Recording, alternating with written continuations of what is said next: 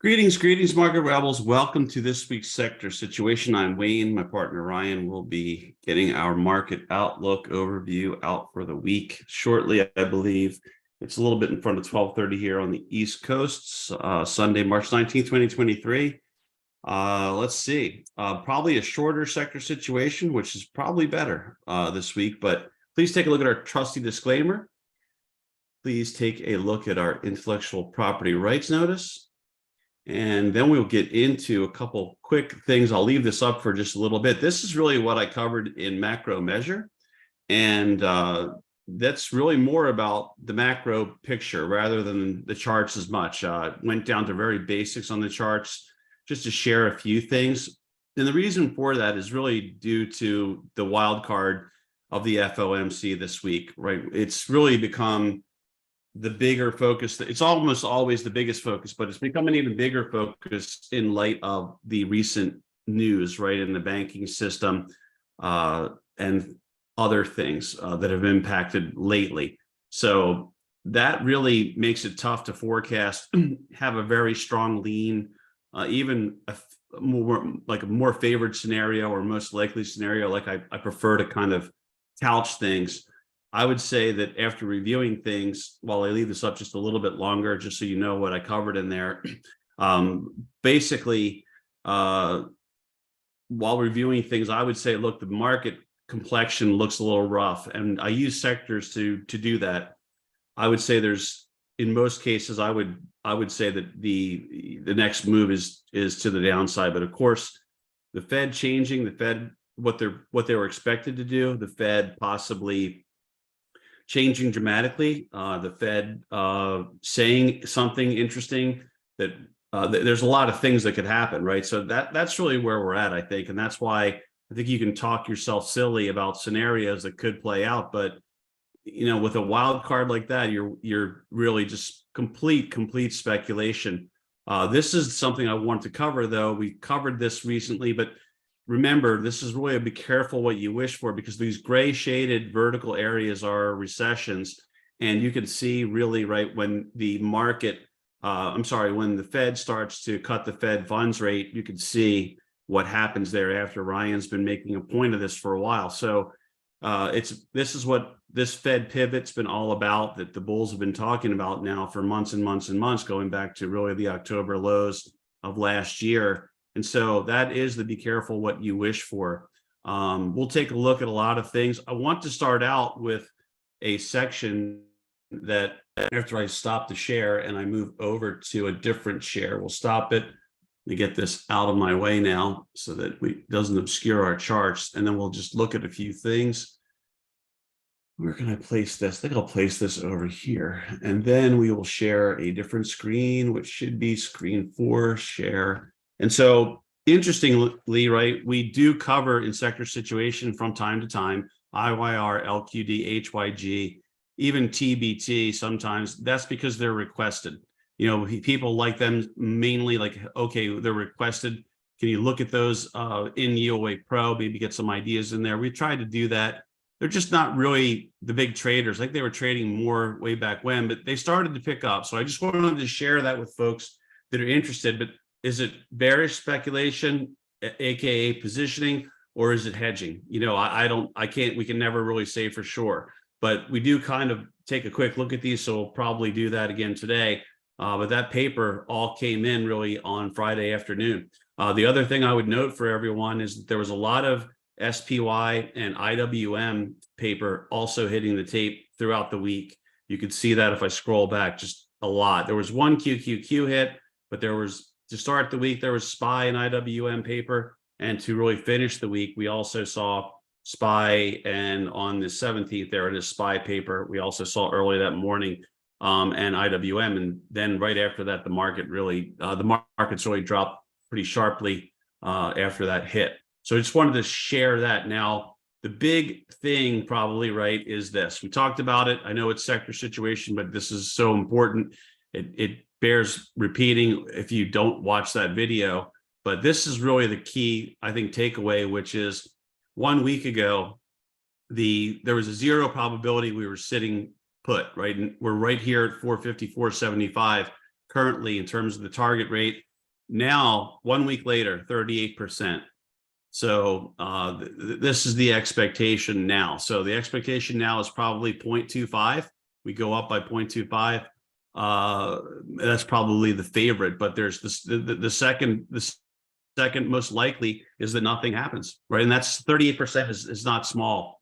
So I just wanted to mention that because that's a big deal. You know, it's a big shift. So that could really change everything depending on how they're treating it. That with them being in the market. This is something else I just wanted to show quickly because I think we saw some signs of interest rate thoughts and shifts of impacting things in sectors. I think mainly in tech, and I'll show lumber. But this is what's going on in terms of the LEI as of the end of February that I found. And on someone's Twitter, I think it was Charlie Bilello or his Twitter, he put this out there. And bottom line is that, you know, this is your, you can see in the gray, that's your year over year change in the GDP and real GDP. But that's down pretty low to begin with at this point.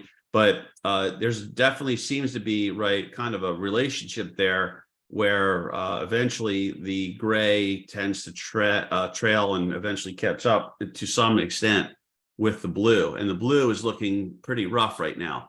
So that's sort of showing up in the sectors. So we should get there now, right? If we can take a look at things. So the reason I've got lumber up here, we may as well just start on this, but I'll go back to the grid of 12 in a moment. But you can see this really, right, when things really started shifting in terms of the Fed, this lumber started perking up. And I think that might have something to do with XHB, the thoughts, right, that the housing market is about to be saved by the Fed because of the what could potentially turn out to be the Fed pivot that they've all been talking about, which again could be careful what you wish for, because you could be in a situation where you still have high inflation and high rates where they may not go up that much more according to what the markets are thinking, but maybe they don't go down as quickly. And so I'm not sure that's a great situation, but this XHB versus other things ended up holding its own. You know, it didn't get clobbered the way a lot of other things did. So lumber's telling that story that maybe things longer term may start picking up. We'll see. Let's go back to our main grid of 12 though, and we'll talk about those, and then that'll kind of set the table for many other things. There we are with that. Why is that not showing here? That should be, oh, my apologies. Let's see. I know I had that up here. Should be right there. There it is. Okay, maybe I clicked on the wrong thing. But the real, and I mentioned this in macro measure, but the real key here is that if you look across the board, we did get, let's first note, we did get closer to oversold or deeper into oversold territory in some areas. For example, energy, that got hit pretty hard and got into oversold. Certainly, right, XLF, the financials did. So they're pretty beaten up, as is transportation. But what the point I want to make is, you know, I've always believed that this is important. XTN, your transport's not looking very good, really getting beaten down. Your financials, we know that's the epicenter. Those have really gotten beaten down, and your energy sector has really gotten beaten down. And so I look across and I say that those are some of my main reasons for saying if I had to make a call, which I don't think is a prudent thing to do just a few days in front of the Fed, but if I had to make a call right now, I do think you get another leg lower in the so-called bear market. That could all change, though, in a heartbeat, right? With depending on what the Fed does, what Powell has to say, how Wall Street spins it, how the financial TV stalking heads spin it to justify whatever Wall Street's trotting out there. But that's not a good sign, right? When your transports, your financials, your energy sector are all looking like they're more in line with that graphic we just saw from Charlie Bilello, his Twitter, where, right, the LEI, the leading economic indicators, are not looking good, and GDP really isn't looking all that good. And frankly, there's a lot of negative news, I think, that's still going to hit the tape. So the market doesn't have to follow the economy. We all know that. Anyone that's been in this game for a while knows that, in fact, these guys are great at making sure the market doesn't follow the economy at times. But overall, it's pretty hard to really have a really strong economy when such key areas are showing signs of weakness. Now, you could say, well, almost everything's showing signs of weakness. So that was true. I mean, discretionary ran a little bit last week. The staples hung in there, right? So they did, but a couple of leaders, they're also not looking so wonderful. Now, this is probably global too, right? So it's not just US stuff, but overall, that's just not a good look. They failed to break out. They were acting really well. That would be materials and industrials. And they both have corrected and made new lows. They broke down below support. In that case, right there, you're right below or just at support. Up here with the basic materials, you are below support. You can see that. XLU, right? We talk about that. It's its own thing, but naturally, right, it's a little bit of a defensive positioning. That had a solid week. So if you look at the complexion right across the board, XLV, another defensive sector, had a solid week, but real estate, I mean, that looks rough. That's left that ascending channel. That's in decline, right? It could double bottom, could find support. Wouldn't be shocked if it did down, say, half a point or so. But bottom line is like that looks vulnerable. The only things that really on our grid of 12 that look pretty good, right, are the XLK and XLC. And I think Meta is a large weight in the XLC. And so the point, though, there is that, yes, they did hold up really well. And I wouldn't deny that. But to me, that's more of a masking, as I had in the notes. To me, that's more of a masking, and I'll just show you what I mean by that. And then we'll minimize this again. But this was, where was it? I had it up here. Oh, yeah. So I think they're using those XLK and XLC. They're being used because a lot of those mega caps are in those to paper over things to make them look a little bit better than they really are overall. It's very common. I mean, they've been doing this for years, but it was pretty much after the COVID mania that happened early that year. They pretty much, anytime the market got in trouble, they came after the big players, big weights. They moved them up. This is what they do. I mean, this is part of the playbook, I guess you could call it. But if you're saying, well, what happens, right? What's going to happen? Well, if the Fed seems to deliver the news that the money managers like these sectors, these XLC and XLK are acting really well, and especially XLK, they could break it out. Now that's kind of related to, right, let's get a simple chart up here. That's kind of related to SMH, right, the semiconductor sector. And that semiconductor sector has been doing really well. I mean, you could see that barely closed off of those highs for the week right there on Friday. Let me see if I can make that a little bit larger. You can see it better. There you go. So you get the idea. Now it just came up to where we'd expect it to, right near former resistance, and it's hesitating there. But 20 SMA there is flatlining in blue, 50 still uptrending, 200 flatlining. But clearly, right, this is in this ascending channel still. It's better than a lot of other things. If you want to see it a complete kind of opposite, then IWM is a great example of losing the support in an ascending channel. And then what happens, once that transpires, right, when you lose support and start breaking down. So the IWM has been a little bit of a leader at times of late, and so that's another reason why if you forced a call out of me, which again I don't think is a prudent move to make in front of a Fed wild card like this, is probably the biggest Fed wild card I think we've had in a while, right? It's not just about what move they make in terms of percent higher or basis points higher. It's more about, do they do anything at all?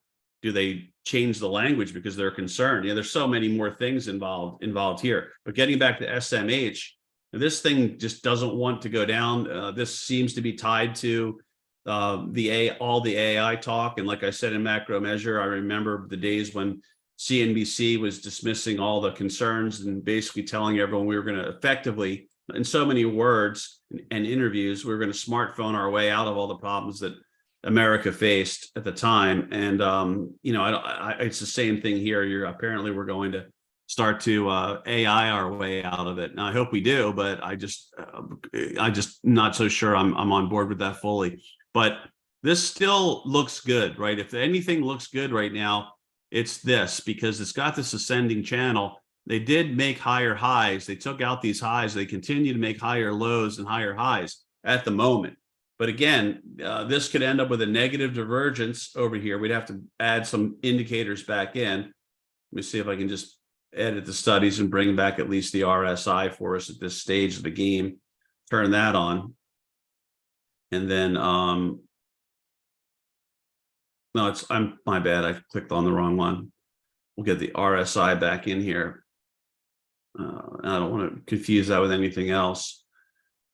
But yeah, you can see right now, if we just use a simple RSI tool, I think you can see that these highs over here correspond to higher RSI readings. So this doesn't quite pack the punch of those in terms of momentum those former highs did have. So a little bit of possibly negative divergence there if it starts going into retreat mode and can't really break out fully or start touching higher levels in RSI. But that could completely change. And that's the problem.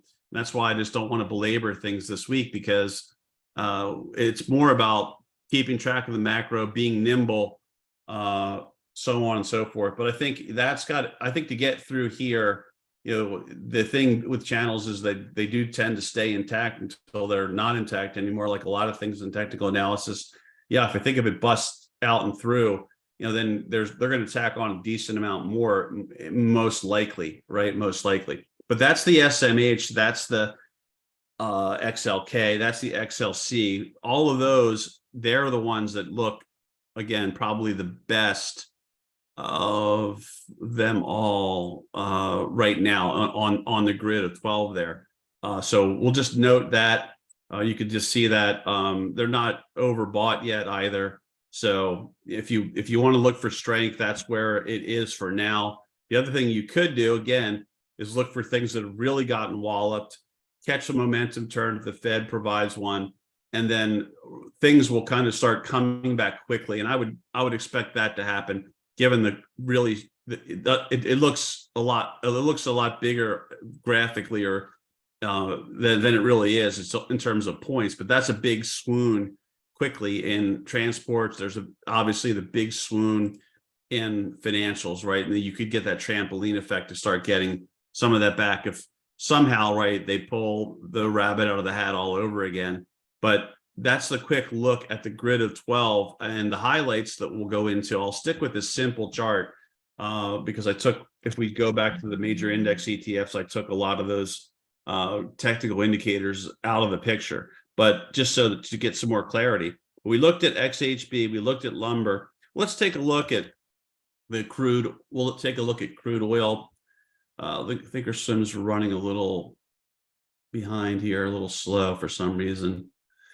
But this, we said this for a while, this was struggling relative to stocks. And you could see that XL, well, we switched the percentages, but you get the idea.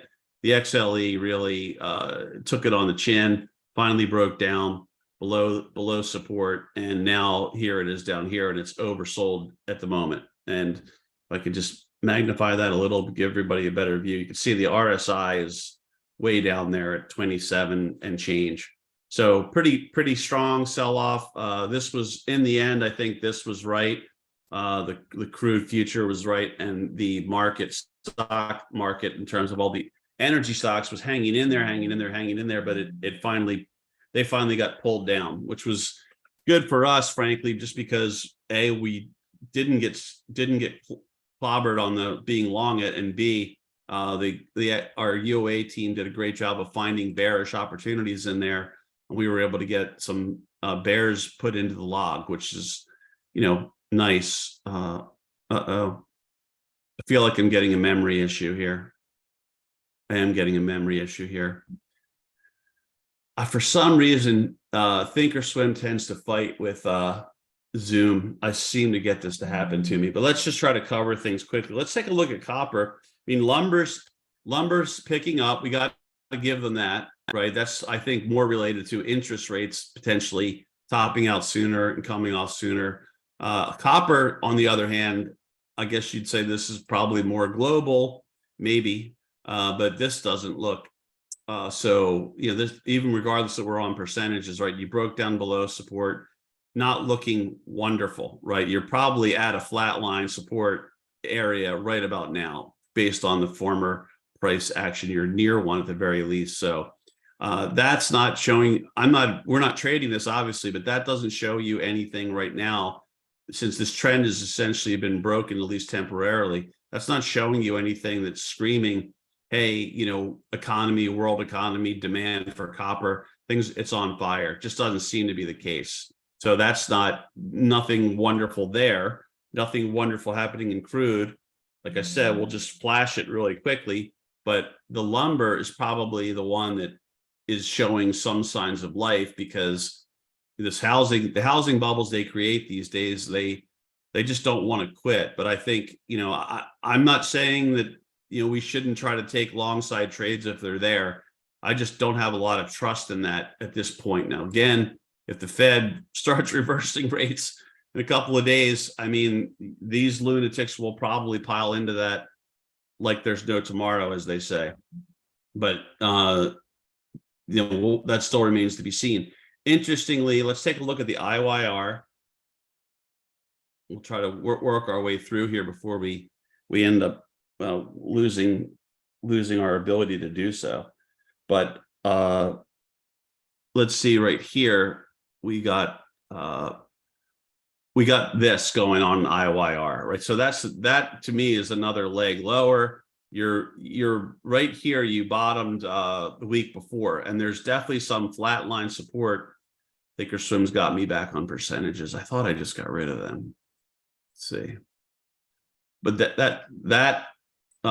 this is the US real estate ETF. There's been a lot of paper in different realty related companies, and as you can see, we had some in IYR. So that to me looks vulnerable as well. I mean, you take that low out and you're probably on the way to a retest. So that to me does not look good. I don't want to go into heavy duty technicals. Like I said, we could do a lot more on all these, but I just don't see the point in getting too technical when something, one way or the other, the technicals are, you're probably going to get whipsaw one way or the other. They usually put together a forceful fake out, and then you see more of the ultimate move. Now, this did HYG, the high yield ETF. This did put a temporary bottom in right where you'd expect it to, right? If you're looking at flat lines right there, very close to that prior low. A lot of activity here in terms of highs and lows. So it did what you'd expect it to. It's hanging out, but look, if you just step back, you have to say it lost the ascending channel, which again, you use when you have an incoming trend that's down, you have this correction to the correction, if you will, this corrective action against this incoming trend. I'm usually expecting those to eventually fail, because I like to just defer to the incoming trend, which was, long and established as a downtrend.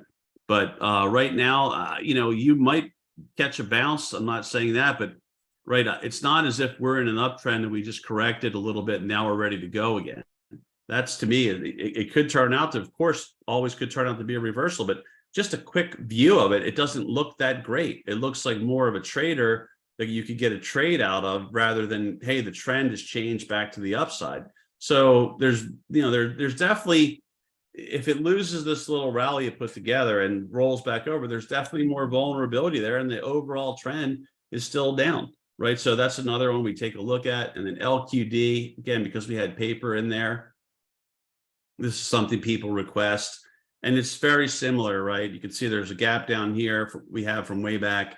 This has done a pretty nice job to make its way back to where the 50 and 200 in gold and purple are hanging out together. We'll see what happens there. But again, I think this is maybe converting into more of a sideways channel, which you could say, well, isn't that better than trending lower. Sure, it is, right? But what I would do on this one, since it's if you want to trade this, and I do put some trades in UA Pro from time to time on these, but they're just, I don't know, like to me, like these are not, I'd rather have individual issues that are sort of related to these ETFs, because you tend to get better movement out of them. Even XLF with the dramatic move that we had some good ideas in individual names that have really gotten clobbered, right? But I would say, look, it gets above the 50, give it the benefit of the doubt that it's going to work its way back. But in gold, since it would be above all of these, but if it starts dropping below this support line I drew, especially right,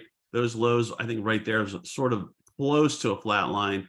You get below 107, there's a problem, I think, there. And I would think given that it left a gap, it probably comes back towards the 20 at that point. But overall, I'm really talking more this week about the overall picture, right? So the thing is, though, could the Fed massively pivoting, could that change everything if they really do swing back to more of a supportive posture, and there's more liquidity, and we know what happens when there's more liquidity in the market. So yeah, it could change everything. I think the other big one we've got to talk about is XAU, right? So we've had some, fortunately, again, I'll give credit to the UOA team. Let me get this off our screen here, but they've been able to find some ideas in the space that I've been able to put in. And I was hoping, as many of you know, I was hoping this would go lower so I could accumulate more physical, and I've also got holdings as well in the market. But it hasn't happened yet, put it that way. So as of right now, right, this to me, working its way up towards overbought, it's been pretty sudden. You can't deny the cup and handle, which kind of scares me, right? Because that cup and handle, and I'll just trace it out for folks that are really new maybe to all this stuff. I'll give me the annotate there, but I think you can really see here that you've got this here like that. And if that starts to go, and then you get through the top of this cup, which again, you can see why I'm not an art student, but you get the idea, you get through there. And okay, this is why I don't rarely use this, because it's just kind of clunky to use. I gotta say, it's not very convenient to use this thing. Let me get that eraser, and didn't switch to eraser. Okay, let me get the eraser.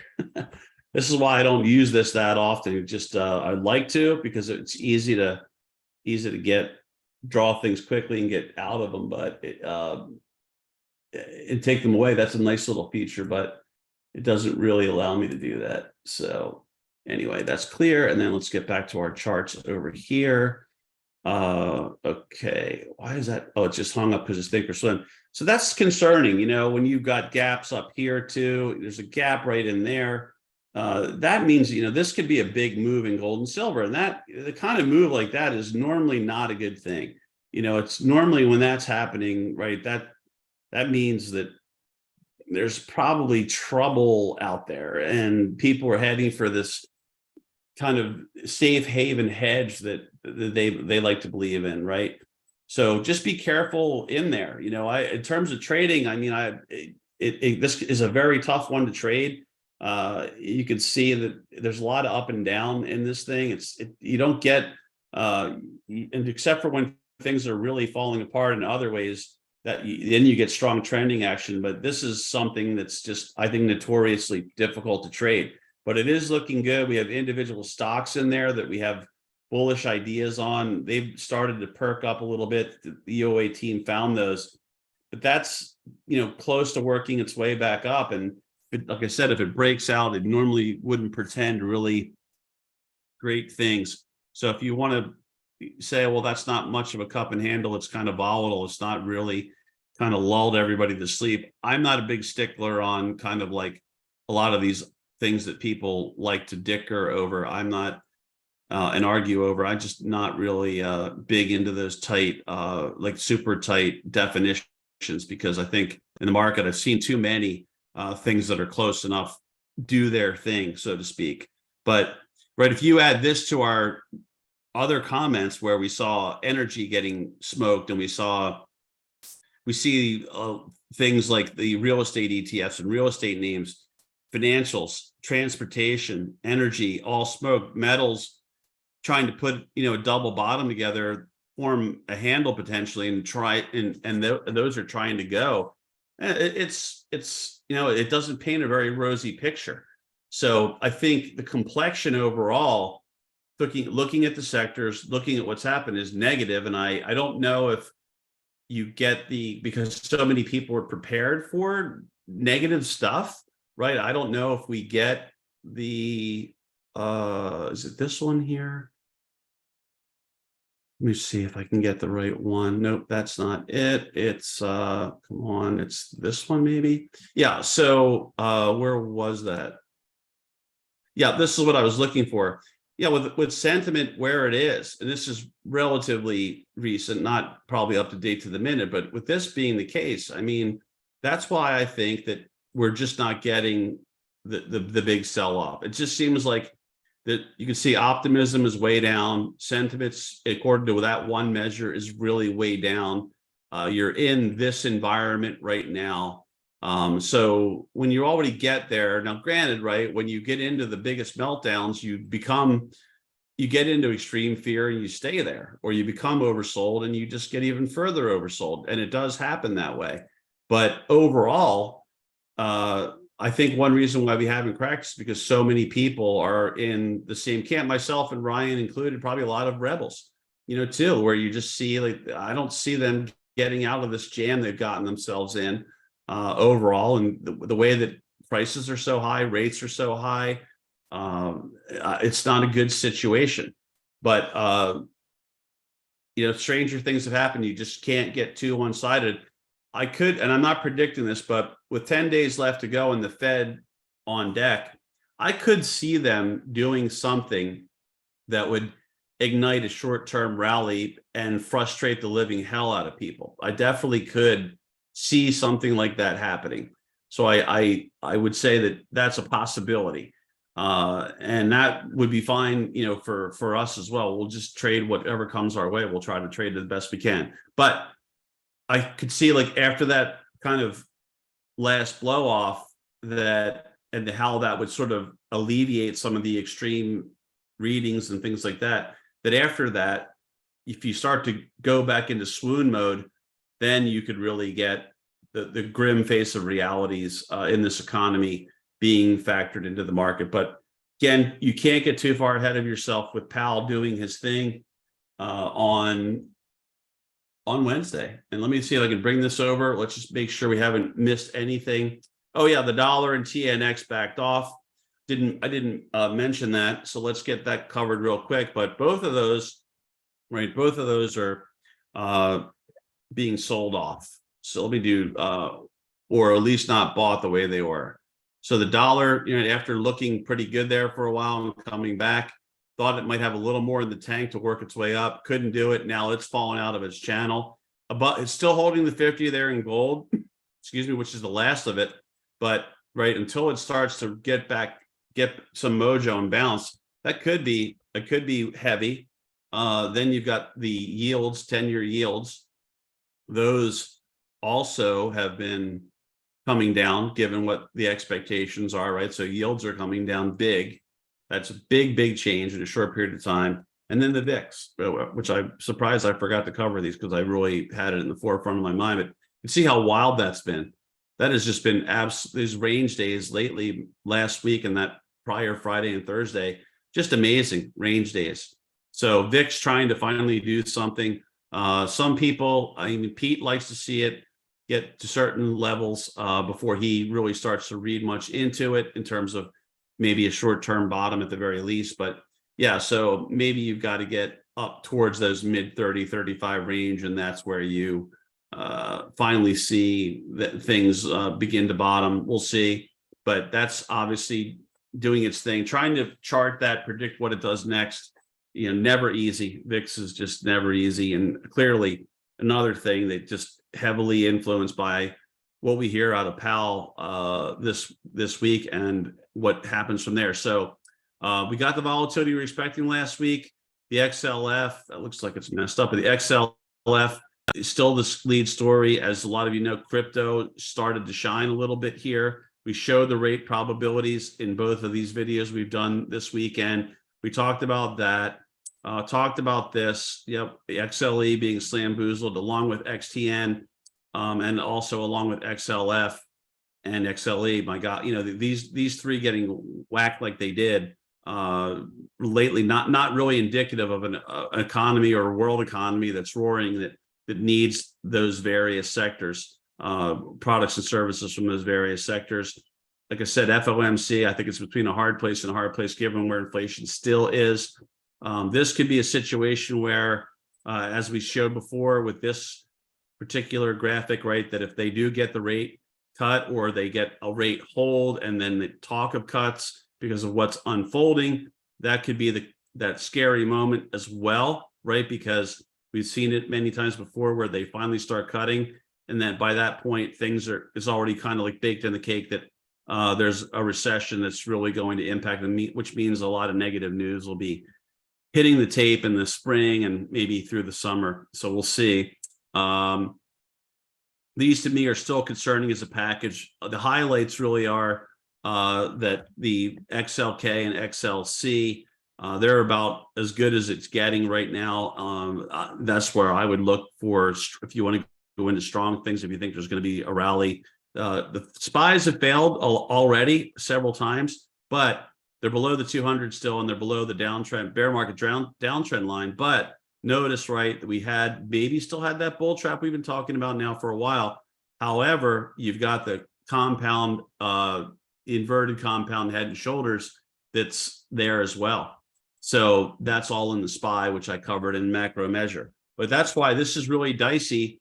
And to repeat it for the umpteenth time, that is why, right, trying to get really heavily, or I should say strongly held conviction on a technical forecast, knowing that maybe some of the biggest news we've had in a while. I don't know since when, because it's been an incredible, say, the last 4 or 5 years have been incredible in terms of all these things. But, you know, with this is something that's really would be an about face by the Fed. And we've seen it before. You know, it happens and it creates a lot of volatility. So my final concluding remarks would be, overall, if you force me to make a call, I think things look pretty tough for bulls economically. I think the market complexion, looking at the sectors and various things, also look challenging. The only real bright spots are XLK and XLC, but again, they benefit from those tech companies do benefit from lower rates, like so many things do, and that's the darling sector that they love to go into.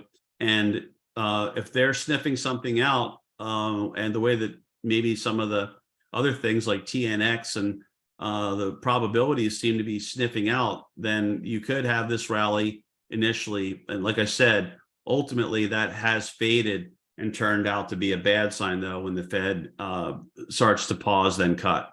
So that's what you've got ahead of you. It's time to be nimble and disciplined, because when faced with all these unknowns and you can get movement and make money, you know, I think you take most of the money and you run, and then whatever you don't take, you roll. And then if that roll doesn't work, quickly get out of that. If the roll does work, great. But I think I would be really just scooping up what I could here and there in front of the Fed. And then if the market settles in after the Fed for bigger trending action one way or the other, then that'll be, you know, relatively easy. Maybe you can let things breathe a little bit longer, unless the rally's too vertical, right, too strong, and then you know that probably they'll have to unwind a little bit of that, because things typically do not rise at a 90-degree angle for very long. So on that note, let's wrap it up. Wish everybody a great week. I hope something I've shared with you this week helps you this week or in the future, and thank you for tuning in.